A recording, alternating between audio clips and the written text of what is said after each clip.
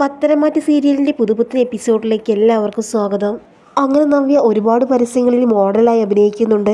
തൻ്റെ ഒരുക്കത്തിനും സൗന്ദര്യത്തിനും മാത്രമായി നവ്യയുടെ ശ്രദ്ധ കുഞ്ഞിനെ പോലും ശ്രദ്ധിക്കാൻ നവ്യയ്ക്ക് നേരമേ കിട്ടുന്നില്ല. അങ്ങനെ ചന്തുമ്പോൾ കുഞ്ഞിനെ കളിപ്പിക്കാൻ വേണ്ടി നവ്യയുടെ റൂമിലോട്ട് വരികയാണ്.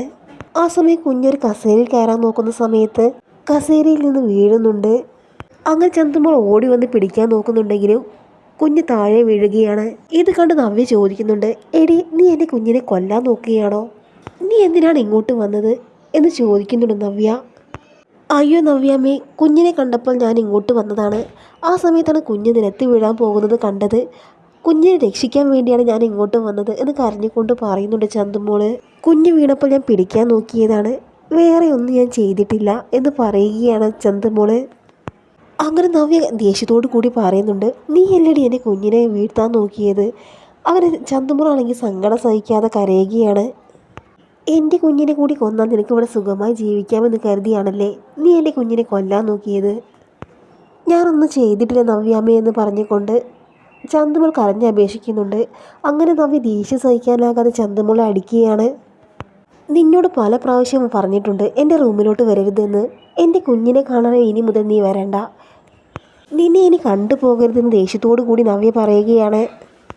ചന്തുമോളുടെ കരച്ചിൽ കേട്ടുകൊണ്ട് നയന അങ്ങോട്ട് വരുന്നുണ്ട്. അയ്യോ ചേച്ചി, എന്താണ് ഈ ചെയ്യുന്നത്? എന്തിനാണ് ചന്തുമോൾ ഇങ്ങനെ വഴക്ക് പറയുന്നത്?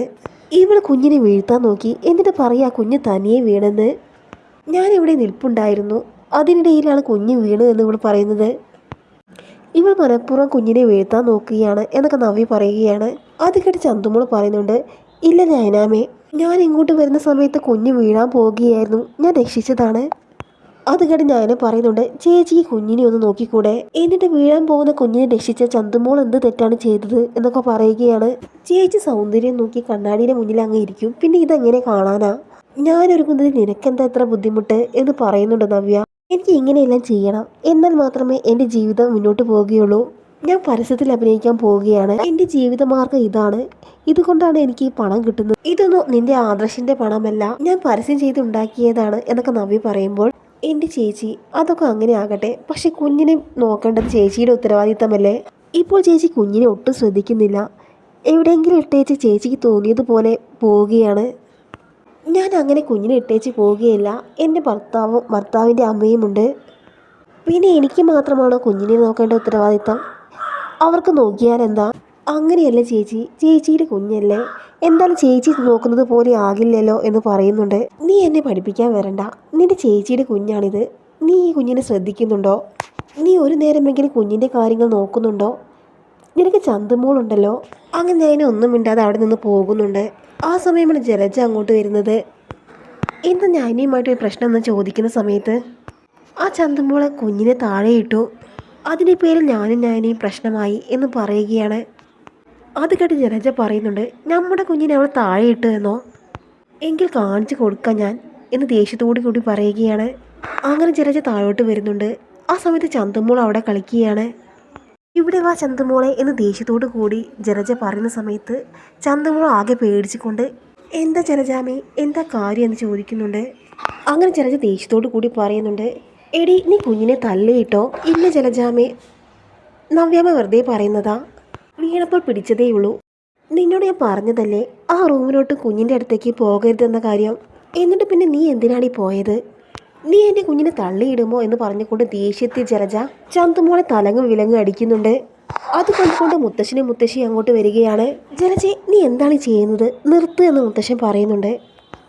കുഞ്ഞിനെ തള്ളിയിട്ടത് നിങ്ങൾക്ക് ആർക്കും പ്രശ്നമുണ്ടാകില്ല, ഈ ചന്തുമോളെ ഞാൻ അടിച്ചതായിരിക്കും നിങ്ങൾക്കൊക്കെ പ്രശ്നം എന്ന് ദേഷ്യത്തോടു കൂടി ജലജ പറയുന്നുണ്ട്. നിനക്ക് ആരാണ് അധികാരം തന്നത് എൻ്റെ ചന്തുമോളെ തല്ലാൻ? അത് കേട്ട് ജലജ പറയുന്നുണ്ട്, എനിക്കറിയാം എനിക്ക് അധികാരമില്ലെന്ന്. ഇവളുടെ കാര്യത്തിൽ ആദർശനും നയനയ്ക്കുമല്ലേ അധികാരം, എന്നാൽ ഞാൻ അതിനൊന്നും വന്നതല്ല. എൻ്റെ മകൻ്റെ കുഞ്ഞിനെ വീഴ്ത്താൻ നോക്കിയതിൽ ഞാനൊരടി കൊടുത്തു, അതിനെന്താണ് ഇത്ര പ്രശ്നമെന്ന് ചോദിക്കുകയാണ്. നിന്റെ ദേഷ്യം ആരോരുമില്ലാത്ത ആ കുഞ്ഞിന് നേരെ വേണ്ടാട്ടോ എന്ന് മുത്തശ്ശി പറയുന്നുണ്ട്. ഈ കുഞ്ഞിനെ ഉപദ്രവിച്ചതിൽ നീ കണക്ക് പറയേണ്ടി വരും ജലജയെന്ന് മുത്തശ്ശി പറയുന്ന സമയത്ത്, ഞാൻ കണക്ക് പറഞ്ഞോളാം എന്ന് പറഞ്ഞുകൊണ്ട് ജലജ അവിടെ നിന്ന് പോകുന്നുണ്ട്. അതേസമയം ദേവ്യാനി ഈ കാര്യങ്ങളെല്ലാം അറിയുന്നുണ്ട്. അങ്ങനെ കരഞ്ഞിരിക്കുന്ന ചന്തുമോളെ കാണുമ്പോൾ ദേവ്യാനിക്ക് ആകെ സങ്കടമാവുകയാണ്. അങ്ങനെ ദേവ്യാനി ജ്ഞാനിയോട് പറയുന്നുണ്ട്, ജലജ എന്തായാലും ഇക്കാര്യം അറിയണം, അബിയുടെ കുഞ്ഞാണ് ചന്തുമോൾ എന്ന കാര്യം ജലജ അറിഞ്ഞേ മതിയാകൂ. ഞാൻ ഇക്കാര്യം പറയാൻ പോവുകയാണ്. അല്ലെങ്കിൽ ആ ജലജ വീണ്ടും ചന്തുമോളെ ഉപദ്രവിക്കും. നവ്യേച്ചി അറിഞ്ഞാൽ ശരിയാകില്ല. പറയണ്ട എന്ന് നയന പറയുന്നുണ്ട്. നവ്യ അറിയാതിരിക്കാൻ ഞാൻ നോക്കിക്കോളാം, എന്നാൽ ജലജ അറിയണം എന്ന് ഉറച്ച സ്വരത്തിൽ പറയുന്നുണ്ട് ദേവയാനി. അതേസമയം അബി തൻ്റെ കൂട്ടുകാരന് ഫോൺ ചെയ്യുകയാണ്. അങ്ങനെ അബി പറയുന്നുണ്ട്, ആ ആദർശ് ഇപ്പോൾ ജയിലിലായി. അത് എന്നെ സംബന്ധിച്ച് വളരെ സന്തോഷമുള്ള കാര്യമാണ്. അതെല്ലാം വിചാരിച്ചതുപോലെ തന്നെ നടന്നു. എന്നാൽ ചന്തുമോളുടെ അച്ഛൻ ഞാനാണെന്ന് ഇവിടെയുള്ളവർ അറിഞ്ഞാൽ പിന്നെ ഇവിടെ നിന്ന് എന്നെ പുറത്താക്കും എന്ന് അബി പറയുന്നുണ്ട്. അബി പറയുന്നതെല്ലാം ജലജ പുറത്തു നിന്ന് കേൾക്കുന്നുണ്ട്. അങ്ങനെ അബി പറയുന്നത് കേട്ട് ആകെ ഞെട്ടി നിൽക്കുകയാണ് ജലജ. അങ്ങനെ ജലജ ആകെ സ്തംഭിച്ച് നിൽക്കുന്ന സമയത്ത് അബി അവിടേക്ക് ഇറങ്ങി വരുന്നുണ്ട്. ആ സമയം ദേവ്യാനി ജലജയെ വന്ന് വിളിക്കുന്നുണ്ട്. എടി ജലജെ, നീ ഇങ്ങോട്ട് വന്ന് എനിക്ക് നിന്നോട് കുറച്ച് സംസാരിക്കാനുണ്ട്. അബിയാണ് ചന്തുമോളുടെ അച്ഛൻ എന്ന കാര്യം ജലജയോട് പറയുകയാണ് ദേവ്യാനി. അങ്ങനെ ജലജ സങ്കടം സഹിക്കാനാകാതെ പൊട്ടിക്കരഞ്ഞുകൊണ്ട് അബിയുടെ റൂമിലോട്ട് പോകുന്നുണ്ട്. ഇത്രയും കാലം ചന്തുമോളുടെ അച്ഛൻ ആദർശാണെന്ന് കരുതി എന്തെല്ലാം കളികൾ നമ്മൾ കളിച്ചു, ഇനി എങ്ങനെ ഇവിടെ പിടിച്ചു നിൽക്കൂ എന്ന് പറഞ്ഞുകൊണ്ട് കരയുകയാണ് ജലജ. അമ്മയോട് ഇക്കാര്യം ആരാണ് പറഞ്ഞത് എന്ന് അബി നെട്ടലോട് കൂടി ചോദിക്കുന്നുണ്ട്. തന്നോട് ദേവ്യാനിയാണ് ഇക്കാര്യം പറഞ്ഞത് എന്ന് ജലജ പറയുകയാണ്. ചന്തുമോളുടെ അച്ഛൻ താനാണെന്ന കാര്യം അനന്തപുരി എല്ലാവരും അറിഞ്ഞു എന്ന് നെട്ടലോട് കൂടി മനസ്സിലാക്കുകയാണ് അബി.